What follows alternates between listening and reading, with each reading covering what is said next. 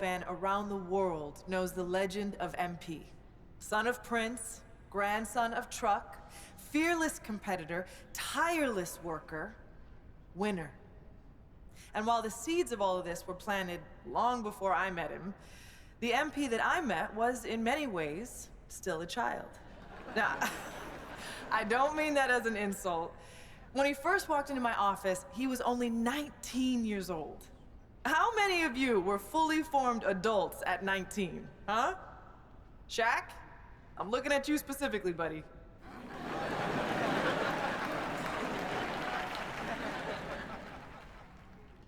Now, what do I mean when I say he was a child? Well, for one thing, he had a child's enthusiasm for the game. MP hung on my every word when we first met. Listened to everything I said like it was the most important thing he had ever heard. I mean, he really did listen. You know, he'd go out and execute something you talked about in a film session like he'd been working on it his entire life. But he was a child in other ways, too. For one thing, he was obsessed with Ninja Turtles.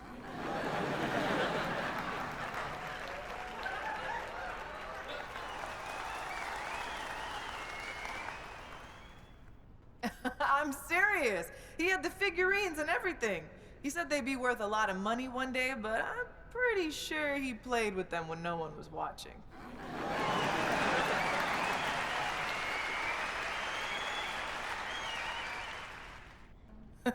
What I'm trying to say is that MP was himself, first and foremost, from day one in the league until the day he retired.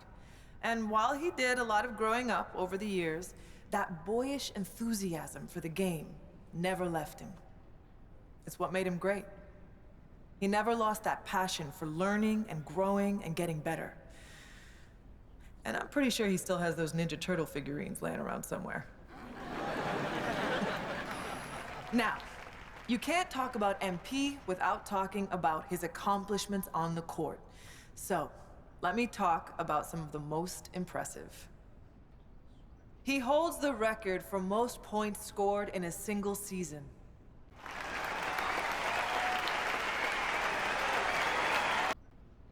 That's right. He scored more points in a single year than Wilt. More than MJ, more than LeBron, more than whoever your favorite's favorite is. MP was that dude. He holds the record for three-pointers made in a single season. Now, records are made to be broken, but it's gonna be a long time before we see someone that locked in for that long a period of time. He broke the most unbreakable record in sports, topping Wilt's famous 100-point game.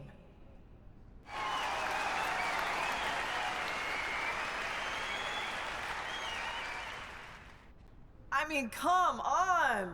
Will anyone who witnessed that masterpiece ever forget where they were when they saw it? I know I won't. I mean, I happen to have the best seats in the house, but still. Look, I could go on and on about the greatness of MP, but I know he likes to do that too. So, rather than step on all of his toes, allow me to introduce the man you are all here to see, the legend, the GOAT, MP.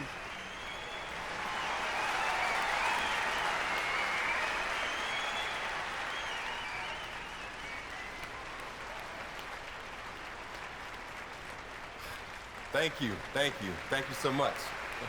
And thank you, Coach Warren, for that beautiful introduction. Some people might be wondering why you took a few shots at me in my extremely valuable collectibles, but anyone who knows you knows you're a master motivator. And anyone who knows me knows I rise to the occasion when I've been disrespected. So once again, thank you. Thank you from the bottom of my heart for helping me unlock the best version of me. Like Coach Warren just mentioned, people know my story by now. They know about my grandpa, the late, great Truck. They know about my father, Prince, and how he joined the league as a cocky kid, but left a champion. And what they might not know is that throughout my career, me and my dad would have these sprawling conversations late into the night, where we talk about the history of the game and my family's place in that history.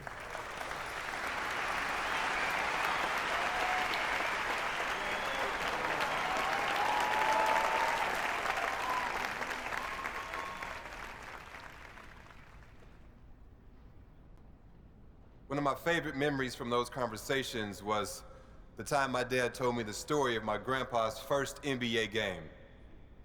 My grandpa didn't have the advantages I had growing up.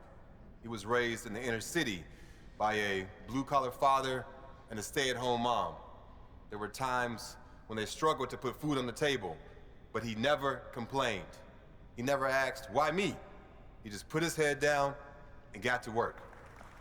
He could have taken the easy way out and did things he wasn't supposed to make a quick buck. But my grandpa, he wasn't built like that. He had love in his heart, and he wanted to make his parents proud. Now, don't get me wrong. If you mess with him or someone he loved, hey, well, trust me, you didn't want to do that. When it came time to fight for what was right, he never backed down. And that's the kind of ball player he was. He didn't have the most skill, but he had the most heart. He fought for a spot in the NBA like his life depended on it. Through sheer force of will, he got drafted by the Celtics in the 3rd round. He was sent to a minor league team to start his career, but he stayed ready. And it's a good thing that he did, because he only had 24 hours from the time he was called up to the time he had to guard Magic Johnson. And what did he do? He shut him down when everyone expected him to fall on his face. Nah, my grandpa, he rose to the occasion. I'll never forget the pride I saw on my father's face when he told me that story. He knew that if it wasn't for my grandpa's fierceness, loyalty, and unwavering belief in himself, neither of us would be where we are today. I love you, Grandpa. Thanks for everything.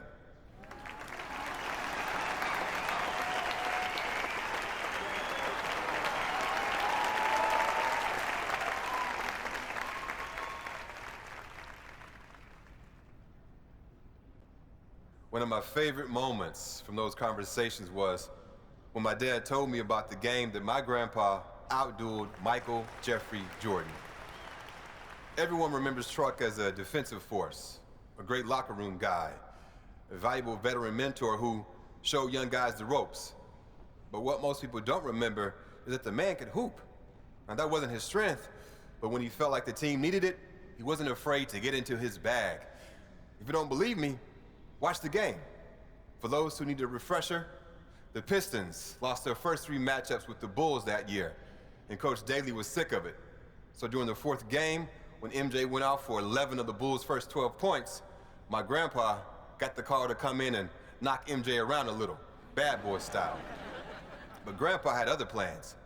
He knew that what the team needed that day was for someone to go toe-to-toe with his airness. And by the time the dust settled, defensive stalwart Truck had outdueled the great Michael Jordan. The thing that I love about that story is that it shows a side of my grandpa most people didn't get to see. He sacrificed for his family, and he was a really serious guy, but he loved life, and he loved the game of basketball. And every once in a while, that fun-loving guy would come out of his shell and show the world that you can't pigeonhole someone, no matter how well you think you know them. One of my favorite memories from those conversations was the time that my dad told me about his first game against the late, great Kobe Bryant. People might remember that my dad was on fire that game, and you might expect him to be proud of that. But it turned out to be the worst thing for him, because it gave him too much confidence. You need to believe in yourself to make it in this league, for sure. But the flip side to that is you have to stay hungry. And sometimes, when you get early success, it can go to your head.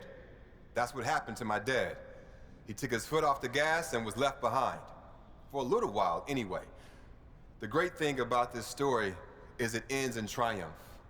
Rather than whine and sulk his way out of the league, he got his head screwed on straight, got to work, and ended his career a champion. Growth isn't linear. When you think things can only go up, they go down. And when you think things can only go down, hey, they go up. My dad learned that the hard way, but he learned it. And that perseverance is something I'll always respect about him.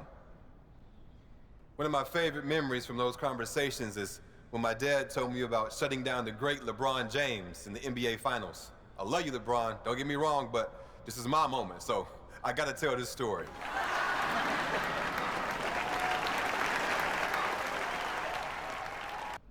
That's not always easy for someone like him. My dad could hoop. He had everything in his bag. But the proudest moment of his career was Game 4 of the Finals, when he used every last ounce of energy he had to shut down the greatest player on the planet. And again, I'm sorry, LeBron, but he held King James to under 10 points. Do you understand how wild that is in that moment? Lots of people still think he's some brash kid with no respect for the game. But those who knew him and love him like I do understand that he's a human being, one who learned from his mistakes and came out on the other side a better ball player and a better human being.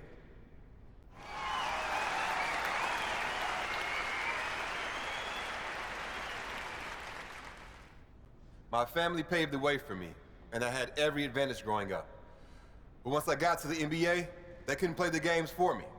And as a lot of you remember, my first game was the most hyped debut since LeBron James. All eyes were on me, and everyone expected me to be spectacular. So what did I do? Nothing memorable, just an average game. But that's how greatness starts sometimes. You don't have to be the quickest, you just have to work the hardest. And you have to never give up.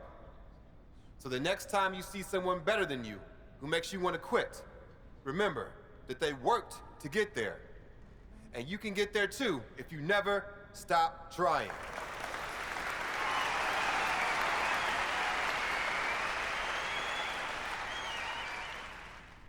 One of the most important things you can do if you want to have success is to set goals. And me, being who I am, I set some pretty lofty ones for my rookie season. I wanted to be the first player in NBA history to win Rookie of the Year, MVP, a championship, and Finals MVP. And I did it. People said I was crazy, but I knew I had the talent and the drive to do what had never been done before. It might sound cocky, but what's cocky when you can back it up? To me, that's just being honest.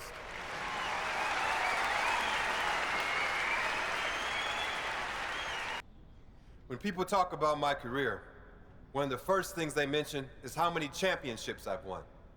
And when I meet people for the first time, one of the most common questions I get is, what's it like to have more championships than Michael Jordan or LeBron James? Most people think I'll talk about the glory, the money, the fame. But when I think about those championships, I think about the people I shared those moments with. Winning means nothing if you have no one to share it with. So I'd like to thank every teammate, every coach, every friend, every family member, and every mentor who was there for me during my playing days. Without you all beside me, the winning wouldn't mean a thing.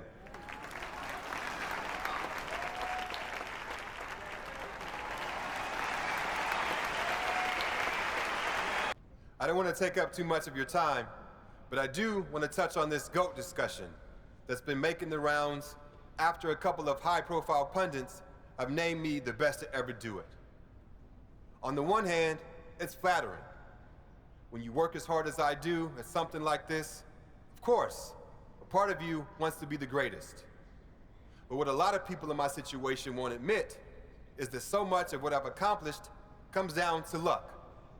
Yes, I made the most of my situation. But if I'm 5'0", basketball is completely off the table for me. I got lucky with my genes, lucky with my family, and lucky to be born where I was, when I was. So if you consider me the GOAT, well, I appreciate that. I'm proud of that. But to all the people in the world who can't do what I do, who aren't rich or famous, I want you to know that you're loved for who you are by the people who matter most.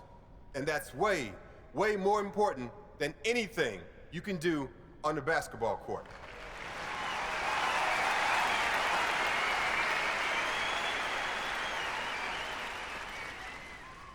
I love you all. I appreciate you all. And I thank you. Thank you for your time.